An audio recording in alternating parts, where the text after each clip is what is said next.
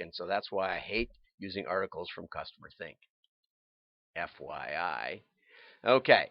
And Annette writes that customer-centric companies put the customer at the center of all they do. They ensure that they make no decisions without first thinking of the customer and the impact that decision has on the customer. Okay. Is that actually true? I don't know. Because, and here's where the rubber meets the road on this kind of thing. Okay. So, customers don't like out of stock, right? But chief financial officers like to maximize inventory turns, okay? Because you have to be profitable. And it's in the interest of most of your customers that you don't have excess inventory, because then you have to raise your prices, okay? Now, that may also mean you have fire sales often, which benefits the value-seeking customers. But then you go out of business, which ultimately disappoints your best customers. So if you never want to run out of inventory, you should have double your anticipated demand.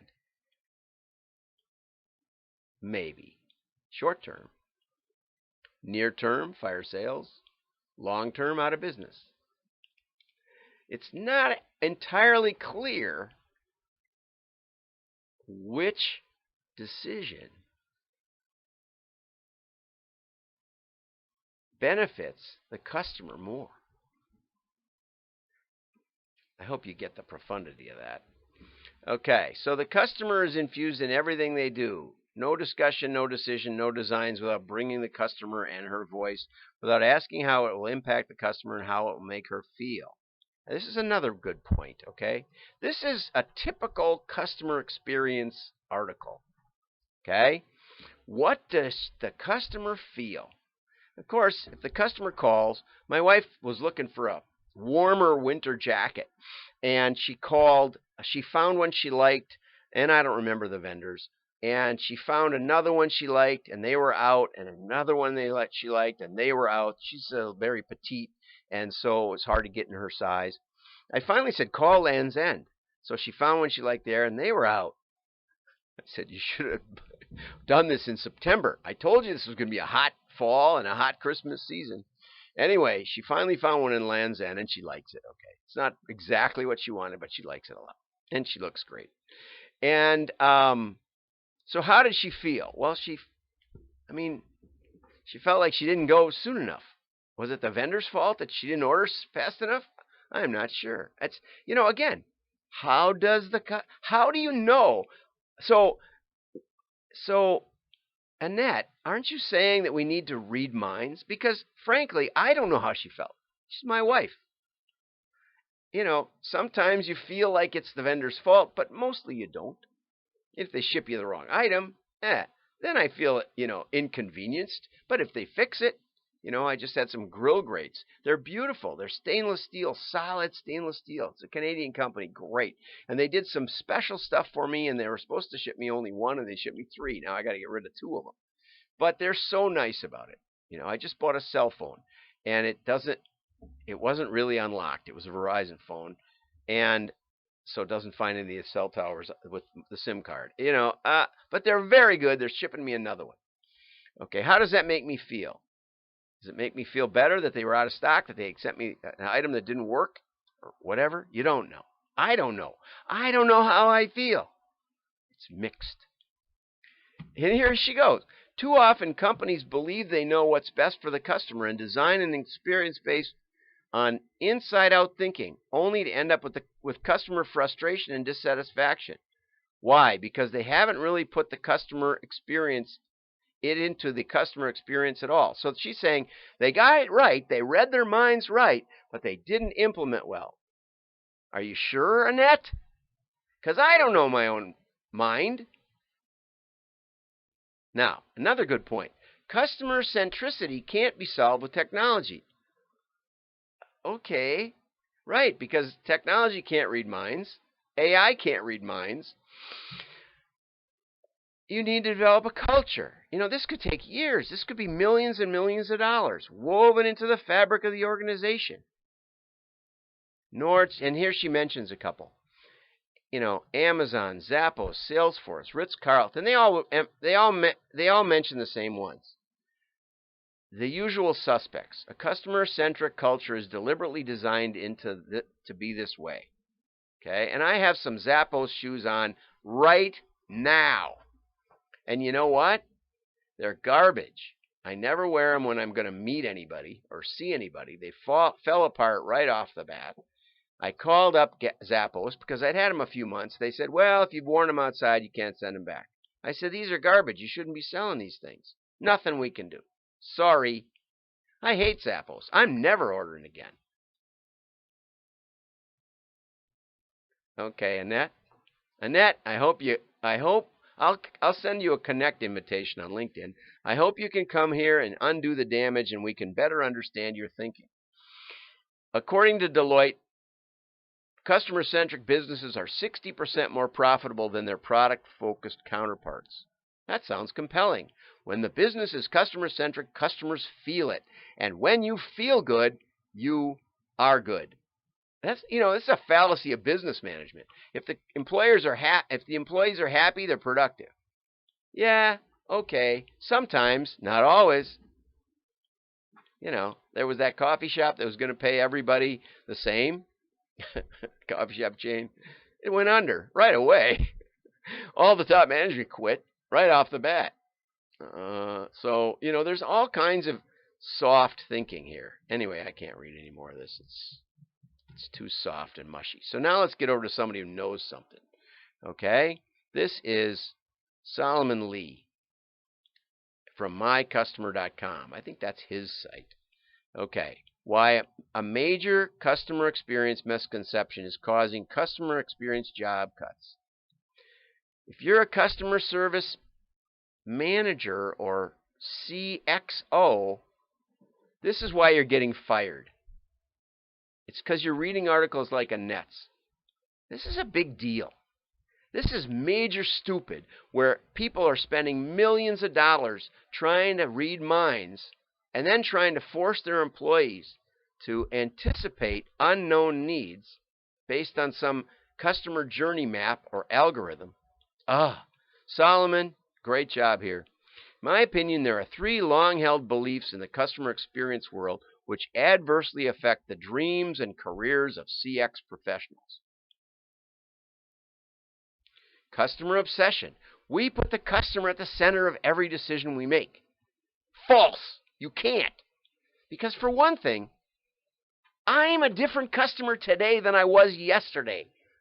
If my check engine light goes on, maybe I'm in the market for a car today, which I wasn't yesterday. Don't know. I'm just saying, right? Maybe my mother-in-law is going to move in. All of a sudden, I'm looking for a new house. I'm different today than I was yesterday, and I will be different tomorrow. It's a moving parade, even for me in my own life. There's an epistemological problem with customer obsession because you don't know. Fundamentally, you don't know. See my Target Tuesdays, and we're talking about what we know for sure. And this isn't one. I agree, Solomon, wholeheartedly. Customer experience transformation is needed to become a customer-centric company. Is that true? Great job. Oh, I can't wait to get into this. Improving customer experience will drive business results.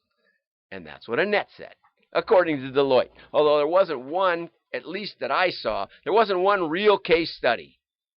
It's like AI. Go find me one case study where they made more money. You can find them if you listen to me, but you're not going to find them in the trades. All they say is, if you don't do AI, you're going to go out of business. And if you don't do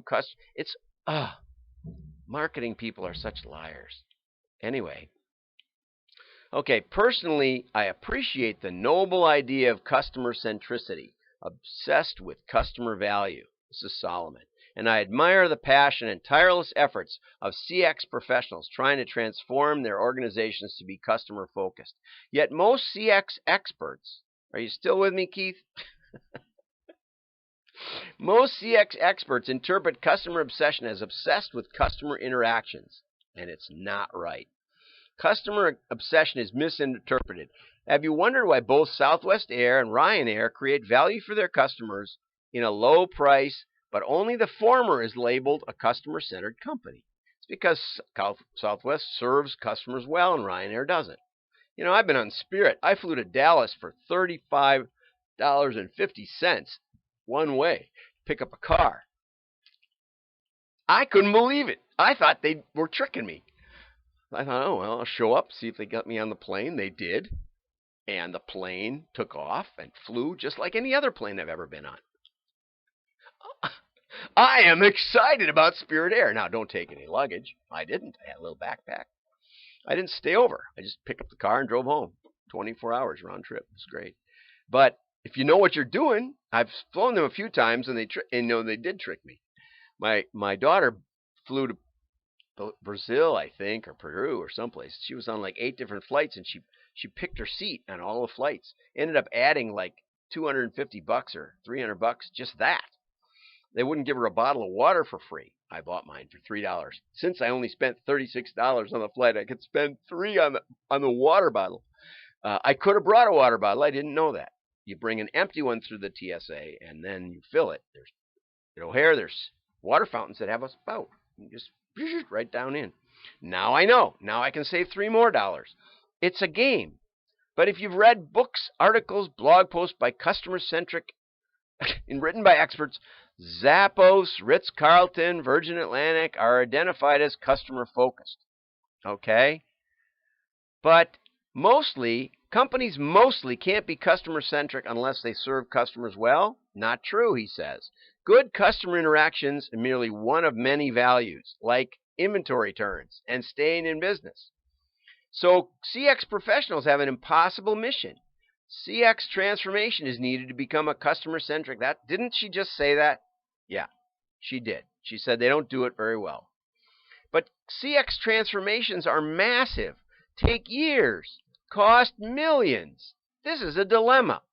Amen, Solomon.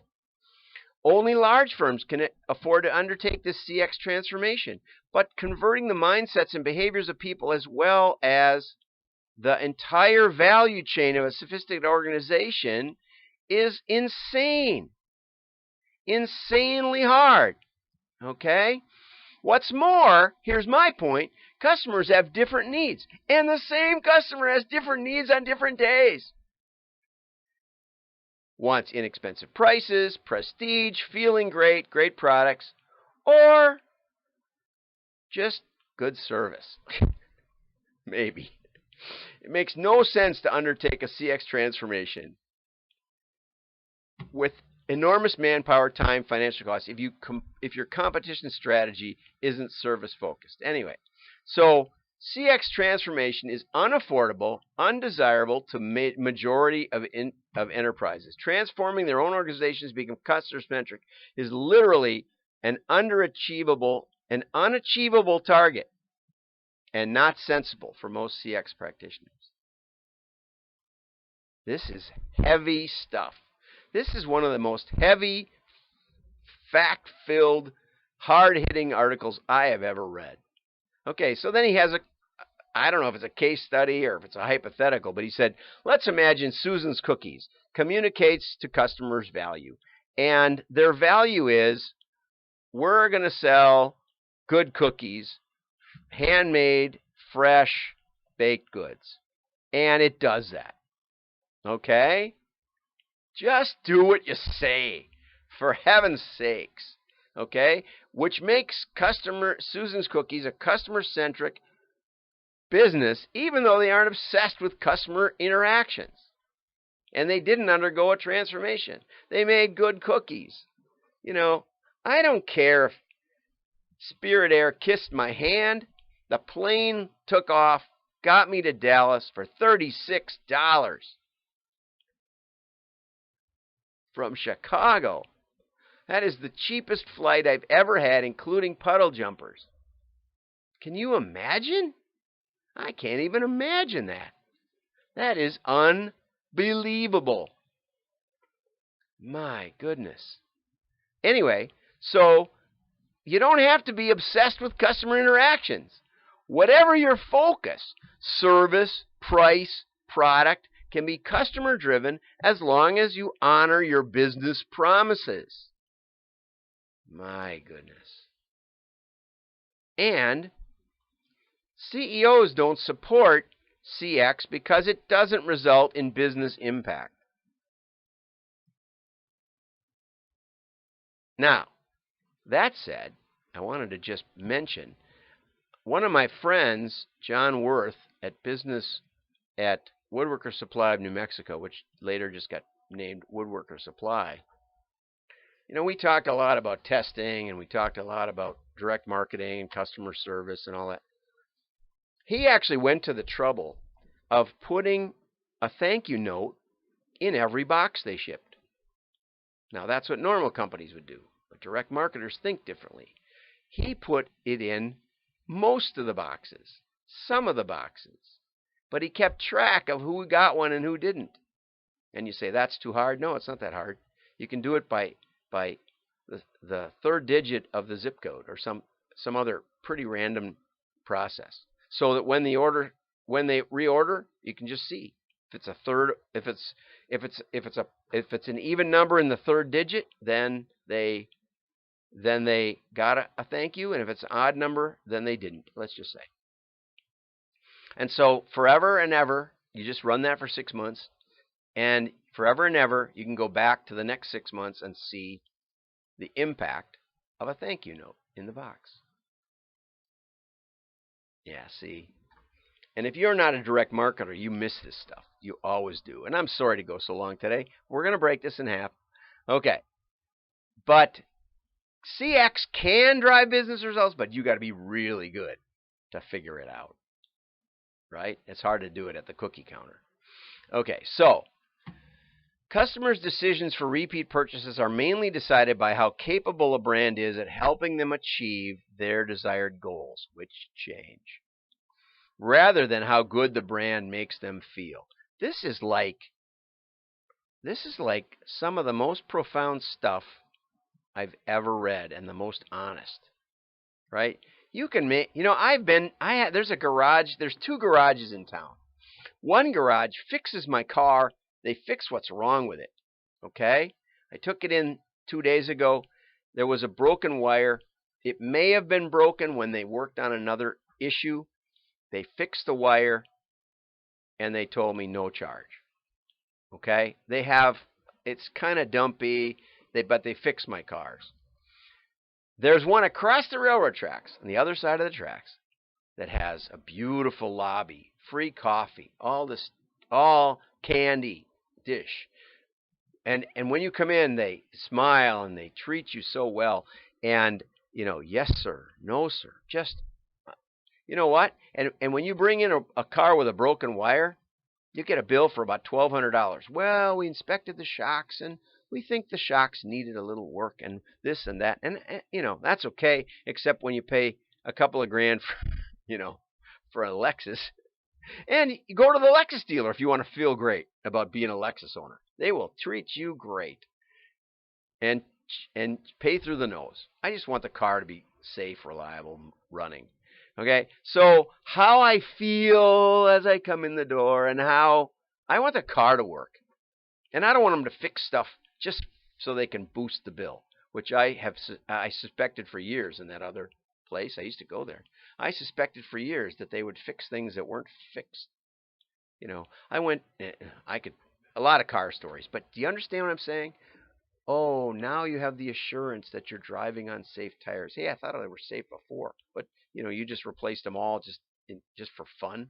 Anyway, and here's a great point too. McDonald's customers return because they. Oops, I gotta switch to my underliney thing. McDonald's customers return because McDonald's are fast, clean, and inexpensive. IKEA, Louis Vuitton handbag for prestige and image. IKEA furniture due to its good value for the money. These brands don't serve customers well, yet customers keep coming back. That's what you got to figure out. What keeps customers coming back? And what's the most interesting part is the way we do AI and machine learning, we focus on what characteristics of last year's customers brought them back. That's pretty much our number one look. And it isn't even that. It's really which customers from last year didn't come back, because it's way easier to rule out than it is to rule in. Almost no one can predict who their best customers are going to be. But we can rule out people that, in Cabela's, we found that women who bought camouflage gear in extreme upper income neighborhoods like Manhattan never came back. Why? Probably because, and this is just a hypothesis, it was for a Halloween party or something. It's in the same period as hunting season, but it's a totally different reason. So we quit mailing those people. But upper income men who bought hunting gear, not necessarily camo, were the best. And this is, long ago, so don't worry that I'm sharing confidential information. It could all be changed by now. Okay. Forrester predicted, this was a recent article, that 25% of CX professionals will be fired this year since they aren't producing business impact. Put that in your pipe against the Deloitte ad. It's easy to lose your jobs being obsessed with customer interactions. Focus on customers getting their goal, customer success, and better yet, rule out the failure. Then product or price or product focused brands like McDonald's and IKEA and Louis Vuitton won't be excluded. Never mind, Louis Vuitton, 100 new stores are opening. Dollar store, 1,000 new stores this year. Go into a dollar store and see how you feel. Solomon, this is one of the great articles ever. Be obsessed with customer success, not with customer feelings, not with mind reading. I'm John Miglosh for the Wisconsin DMA and the International Society for Strategic Marketing. Like and share, your friends will think you're smart.